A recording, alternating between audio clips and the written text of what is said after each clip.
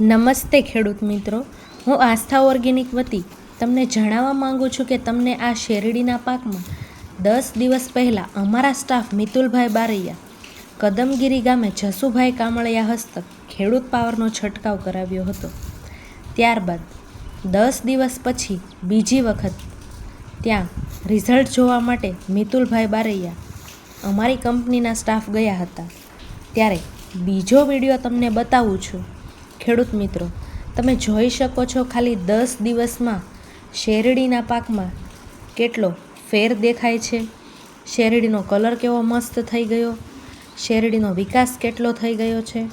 તો આવું રિઝલ્ટ જોરદાર ઓર્ગેનિક દવામાં આવતું હોય તો ખેડૂત મિત્રો કેમિકલ્સ દવાનો ઉપયોગ કરીને આપણે શરીરને શું કામ હાનિકારક બનાવવું જોઈએ.